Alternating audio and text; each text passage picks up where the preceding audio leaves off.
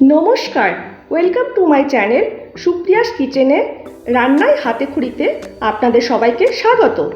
আজ আমি রান্না করব একদম অনুষ্ঠান বাড়ির স্বাদের দই কাতলা, যা কম বেশি সকলেরই ভীষণ পছন্দের একটা রেসিপি।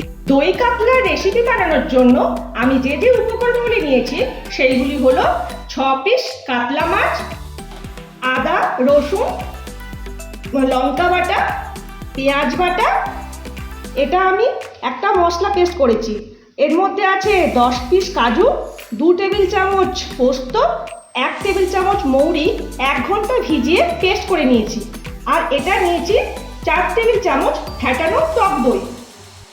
মশলার মধ্যে নিয়েছি তেজপাতা, গোটা শুকনো লঙ্কা, গোটা গরম মশলার মধ্যে কয়েকটা দারচিনির টুকরো, 2টো এলাচ, কয়েকটা লবঙ্গ।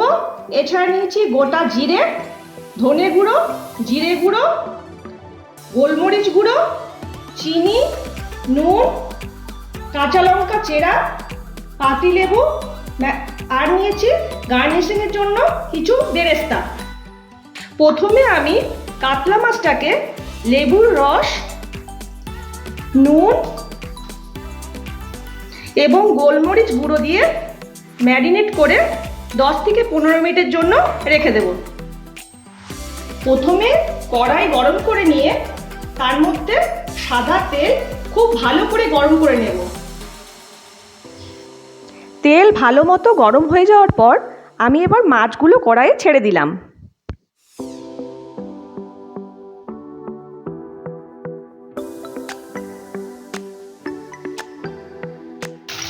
মাছগুলো আমার ভাজা হয়ে গেছে, এবার আমি তুলে নেব।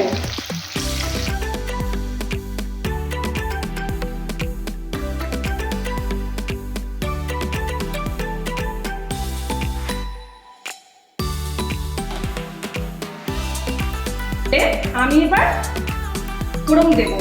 দিলাম শুকনো লঙ্কা, তেজপাতা, গোটা জিরে, এলাচ, দারচিনি, লবঙ্গ। মশলাগুলো একটু ভালো করে ভেজে নেব।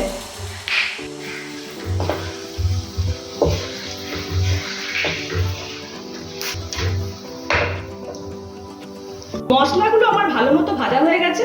এরপর আমি একে একে দেব পেঁয়াজ বাটা,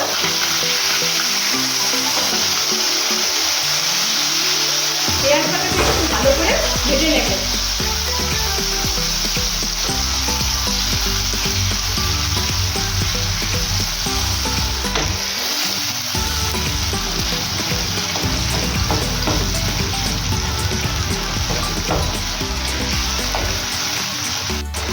এরপর আমি একটু নুন মিশিয়ে দেব, যাতে পেঁয়াজটা গায়ের মধ্যে না ছেটকায়।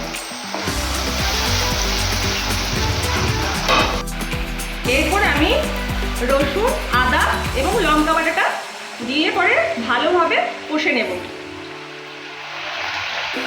মশলা ভালোভাবে ভাজার পর এরপর আমি কাজু, পোস্ত এবং মৌরির যে পেস্টটা করে রেখেছিলাম সেটা দিয়ে দেব।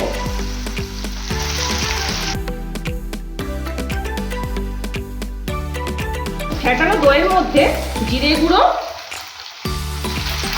ধনে গুঁড়ো মিক্স করে কড়াইয়ের মধ্যে দেব।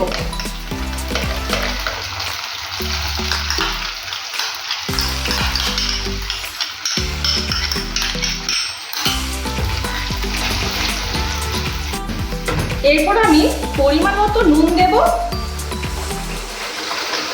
এবং দইয়ের ব্যালেন্স করার জন্য অল্প পরিমাণে চিনি দেব।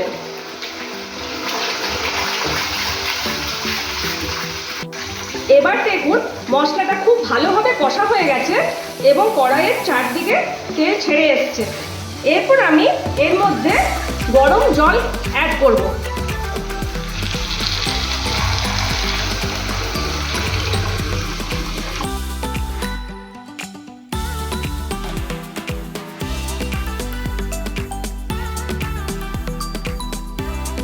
এবার দেখুন গ্রেভিটা খুব ভালো মতো ফুটে এসছে।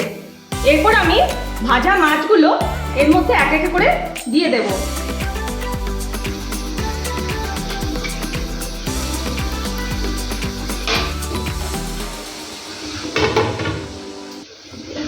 মাছগুলো দেওয়ার পর 5 মিনিট ঢাকা দিয়ে ফুটিয়ে নেব।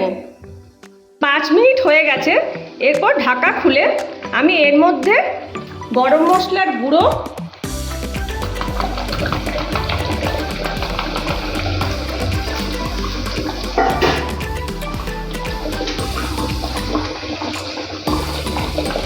চেরা কাঁচা লঙ্কা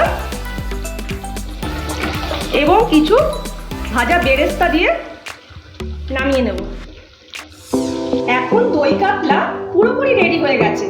এই দই কাতলা ভাত, ফ্রাইড রাইস, পোলাও সবের সঙ্গে ভালো যাবে।